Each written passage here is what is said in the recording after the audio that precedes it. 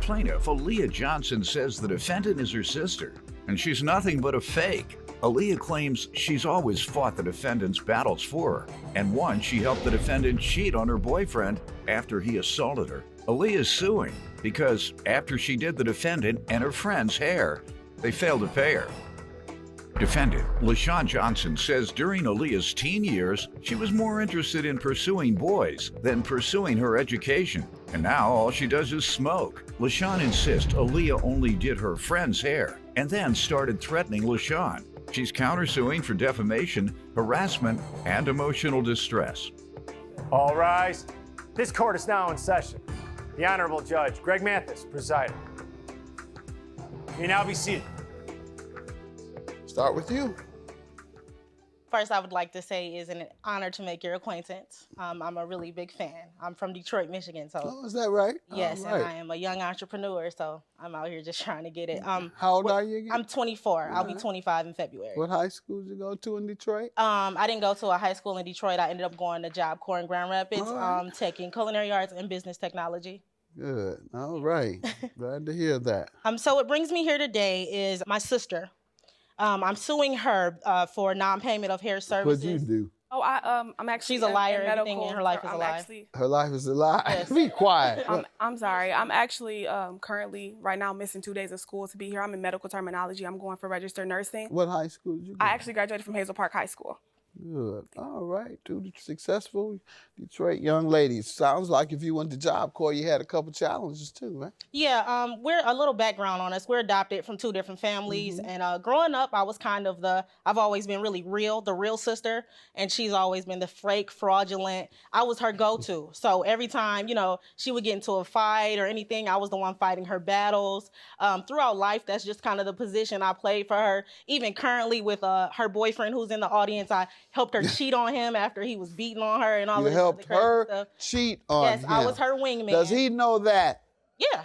Go ahead. Okay, so that's just kind of like, and we weren't for a very long time.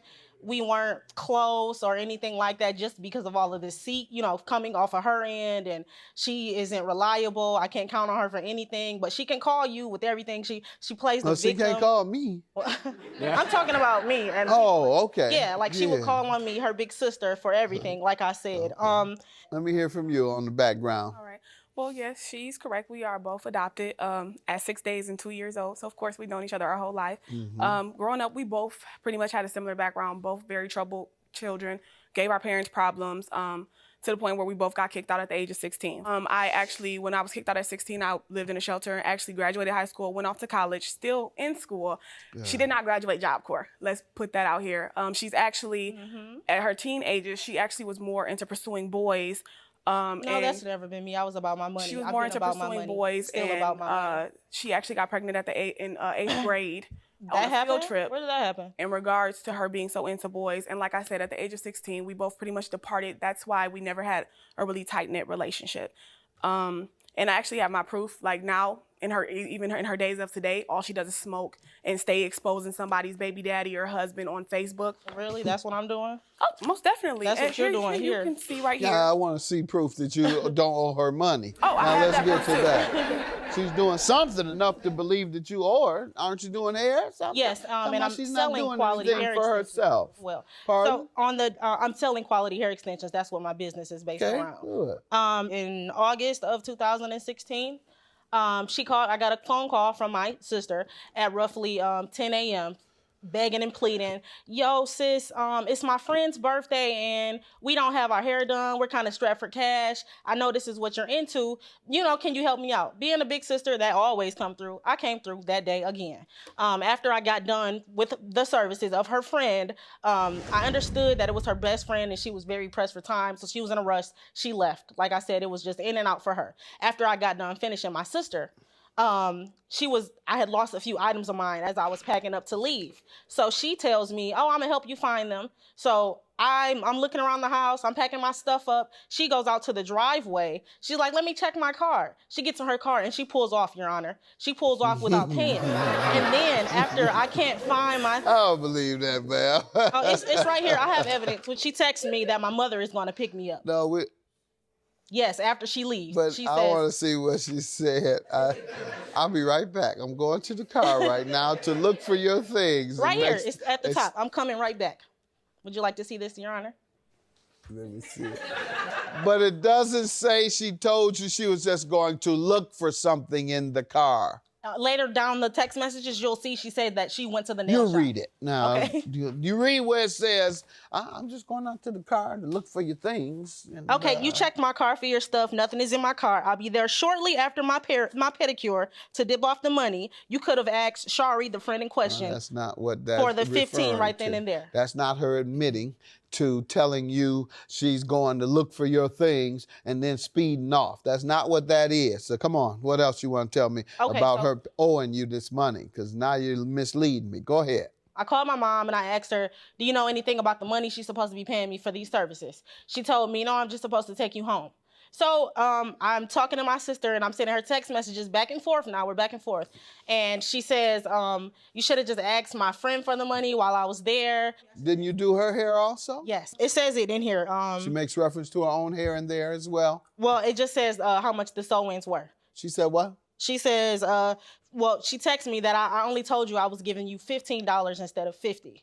And that's I told her. That's for one person. Yeah, yeah, but it was a piece. I'm sorry, Your Honor. It was a. Show me where it says that, because all I'm hearing you talk about is one person. And I actually have my proof. Like now, even in her days of today, all she does is smoke and stay exposing somebody's baby daddy or husband on Facebook. Really? That's what I'm doing? Oh, most definitely. That's what you're doing here. You can see right here. Yeah, I want to see proof that you don't owe her money. Plaintiff Aaliyah Johnson is suing her sister, who claims Aaliyah sent her threatening text messages, which she has in court today. Let me hear from you. I am here based upon a lie. She never did my hair. I actually did call her. She's correct at 10 o'clock in the morning because my friend called me and said the person canceled on her. So when I called her, I'm like, hey, Aaliyah, I'm pressed for cash, but I'm going to pay for my friend's hair. Could you do it? I already braided her hair up. All you have to do is sew the hair on. Aaliyah agreed. We made a verbal agreement over the phone that it would be $15 that she would sew the hair on. $15 for a sew-in. At that time, once we met up at my grandmother's house, my friend drove and met us there as well. She finished her hair. My mom actually had called me and said, hey, one of your old high school friends is at the thrift shop that's right down the street. Come here. That's where the text comes in that says, I'm coming right back. She was aware of that. And as well, she did lose her things in the process of me taking her to her job and also to the beauty supply before she did my friend's hair. Again, I didn't charge her gas money or anything because I didn't care. I did not get to pay her because during the text messages, Aaliyah decides to send threatening messages to myself and my friend stating that... That's your counterclaim stating what? Stating that she knows where my friend's child goes to school, so she's threatening the girl's child. And all throughout the text message, you will actually see me say, I'll be there to give you your money. I continue to say that, and I as well continue to say, I'll be there to give you the 15. Let me see the part that says where she threatened. Most definitely. Talking about she knows where the woman's children went to school. Why would you say that? Because right before we went to get her hair done, we went to pick up her daughter. But that was a veiled threat. No, that was a veiled threat. I know you all weren't talking about that. You said that in reference to getting your money. It's fine that I know where her daughter goes to school. Yes. You are, and I'm not worried. I just need my keys and my stuff out of your car, but fine. So you imply you threatened a woman? And then as well, I also, underneath, if you read underneath, I actually informed her. Both of them, you're admitting to. As well, I also informed her underneath where I was explaining to her that she had already checked my vehicle. Everyone has checked my vehicle. Her things were not in there. She does not have to pretend like she's a thug and that she's going to do any harm to myself or anyone else.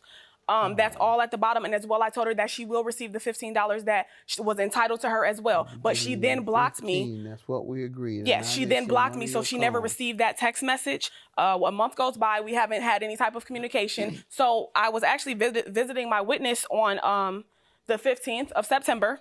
And then I did not know Aaliyah was there. So Aaliyah walks up to the car. She didn't want me to know. And she just snatches my purse out of the car. There's a police report on her just snatching my purse out of my car, taking my wallet, taking my money out of. You did that too? Yes, taking my yes, I took her wallet, her taking my money out of the wallet. She comes to the car very aggressive. Got there, they made me give her money back. No, they only made her give me back $40. They made me give her money back. And then they told me that it was now a civil matter. I'm sorry, I had to take her to court. I could have sworn he said I had the floor. I could have sworn he said it's my turn to speak. It does matter. Who you talking about? It doesn't matter. Definitely. I mean, and then After the police report was actually filed, she goes on Facebook and she writes, I was about to beat my sister's A, so she calls the police, when that is not the case. That's exactly what happened. I actually called the police because she stole my property out of my I didn't steal it. car, The same and instead house. of allowing me to give her the money, And she now just we're goes here. and takes it amongst herself. It says you told the police that she owed you because you, this is what you told the police, you did her friend's hair. Yes. You didn't say you did her hair. I said I you did didn't her say hair. it on the text. You didn't tell the police that. And now you also admitted to the veiled threat of going to the woman's school. You're admitting threatening her. You're admitting snatching her purse out the car. She publicly threatened me as well. Judgment for the counterclaimant. Have a she- good day. You want your judgment or not? I do, I'm sorry. I'm sorry. $3,000 is your judgment. Yours dismissed for perjury. Have a good day. Thank you. I have nothing else to say to her. Have a miserable life, dumb. Thank you for my $3,000.